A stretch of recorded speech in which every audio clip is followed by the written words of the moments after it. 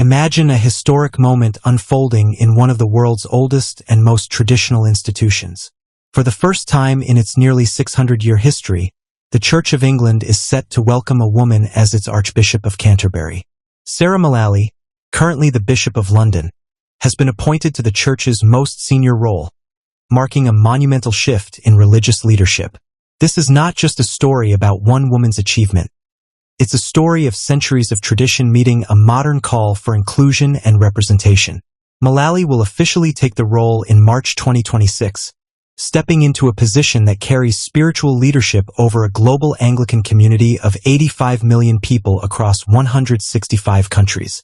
Her journey to this role is as inspiring as it is groundbreaking. Mullally began her life of service as a teenager, discovering her faith early and allowing it to guide her through a remarkable career in nursing and Christian ministry. Throughout her path, she is focused on listening deeply to the people around her and to God's guidance, bringing a sense of unity, hope, and healing wherever she serves. Her appointment comes after the resignation of Justin Welby, her predecessor, following a damning report on his handling of a child abuse case linked to the Church, showing that leadership in this role demands both moral courage and compassion. Sarah Mullally's appointment is historic not just for the Church of England, but for women everywhere who have long been underrepresented in religious leadership. Since women were first allowed to become bishops in 2014, the journey has been gradual, with many obstacles along the way. Mullally herself has described her path as one of service, humility, and listening, qualities that have defined her leadership style throughout her career. From her early years in nursing, where she cared for patients with both skill and compassion, to her decades in ministry, she has consistently demonstrated a commitment to empathy, integrity, and community building. The significance of this moment reaches far beyond the church walls in London. The Archbishop of Canterbury is not just a religious figure. She plays a symbolic role in the moral and cultural life of the United Kingdom and, to some extent, the wider world. British Prime Minister Keir Starmer was quick to acknowledge her appointment, noting that Mullally will play a key role in our national life. Her presence at the helm of the Church of England sends a powerful message that faith and leadership are evolving, embracing voices that have been historically overlooked. Mullally's leadership style is rooted in listening and inclusivity. She has often spoken about the importance of paying attention, not just to Scripture, but to the people around her, to their struggles, hopes, and fears. Her experience as a nurse taught her that leadership is not about authority alone. It's about service, compassion, and responding to the needs of others. This approach is particularly meaningful in the wake of her predecessor's resignation, which left the Church confronting painful questions about accountability and trust. Mullally now steps into this role at a critical moment, tasked with healing divisions and restoring confidence, not only within the Church but also in communities that look to the institution for moral guidance. Her appointment has sparked conversations across the UK and internationally. For many, it represents progress, a breaking of a long-standing glass ceiling in a centuries-old establishment. For others, it is a reminder that tradition and change can coexist, that institutions can honor their history while opening the door to voices and perspectives that were once excluded. Mullally herself frames her new role as one of service, emphasizing that the calling is not about personal recognition but about fulfilling a responsibility to God and to the people she serves. Beyond the historic nature of her appointment, Sarah Mullally's story resonates because it reflects a broader journey of resilience and faith. She has navigated the challenges of being a woman in leadership, balancing the expectations of a deeply traditional institution with her own convictions about inclusion and justice. In her public statements, she has emphasized listening deeply to God, to the people around her, and to the needs of communities that often feel overlooked. This approach, grounded in empathy and understanding, has become a hallmark of her leadership style, and it's exactly what many believe the Church of England needs right now. Her upcoming installation in March 2026 is more than a ceremonial milestone. It's a moment that symbolizes a new era for the Church. With 85 million Anglicans around the world, the Archbishop of Canterbury's influence extends far beyond the UK. From Africa to Australia, from Asia to the Americas, communities will look to her guidance, inspired not just by tradition, but by a sense of progress and possibility.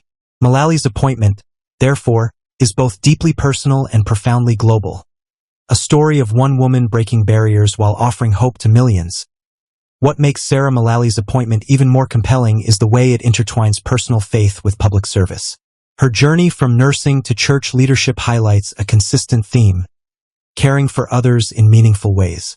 She has spent decades in roles that require patience, empathy, and ethical clarity, qualities that are now essential as she prepares to guide the Church of England through a period of reflection and renewal. In interviews, she has emphasized that leadership is not about imposing authority, but about fostering understanding, bringing people together, and helping them find hope and healing even in difficult times. The timing of her appointment is significant. Coming nearly a year after Justin Welby's resignation following criticism of his handling of abuse cases, Mullally inherits a role that demands moral courage. The Church, like many institutions, faces intense scrutiny, and her leadership is expected to signal accountability, transparency, and compassion. Beyond the headlines and historic firsts, her role will be tested by real-world challenges, by communities seeking guidance, victims of past wrongs seeking justice, and congregations looking for a leader who embodies integrity. Mullally's reputation for listening and service positions her as a bridge between tradition and progress, authority and empathy. Sarah Mullally's appointment is already inspiring conversations about the evolving role of women in leadership, both within the Church and in society at large. For decades, women in the Church of England had limited opportunities to rise to positions of influence, and the decision to allow female bishops only came in 2014. Now, just over a decade later, Mullally is stepping into the highest office, showing that barriers can be broken, even in the most historic of institutions. Her story is a reminder that progress often comes slowly, but when it does, it can be transformative.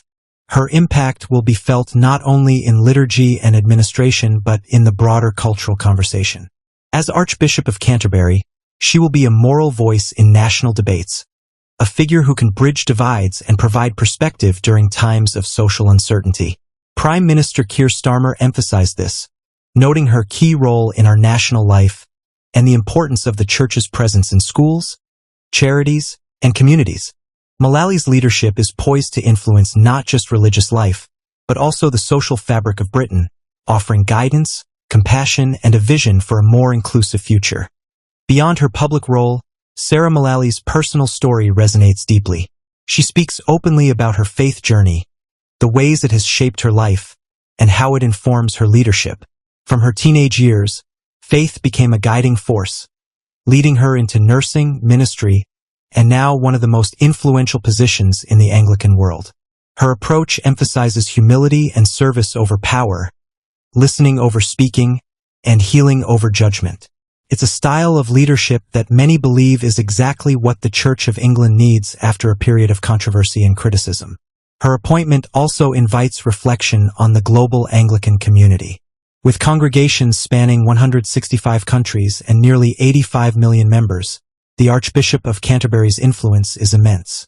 Mullally's leadership is expected to champion inclusivity and dialogue, fostering connections between communities separated by geography, culture, and tradition. For many Anglicans, her presence represents hope, showing that leadership can be both compassionate and transformative. It's a moment that transcends ceremony, a historic shift that signals the possibilities for faith, leadership, and the role of women in shaping the future. As Sarah Mullally prepares to take on her new role in March 2026, the world watches with anticipation and hope. Her appointment is more than a personal achievement. It's a milestone for gender equality, a symbol of progress within one of the oldest institutions in the world, and a message that leadership rooted in empathy and service can inspire change.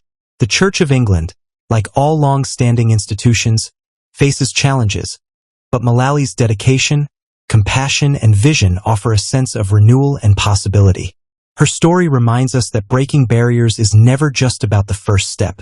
It's about the journey, the courage to lead with integrity, and the commitment to serve others.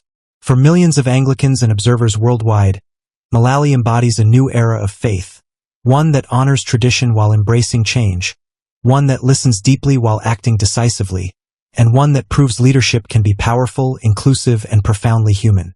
The stage is set, the history books are being written, and Sarah Mullally is at the center of this historic moment, ready to lead with hope, healing, and a vision for the future.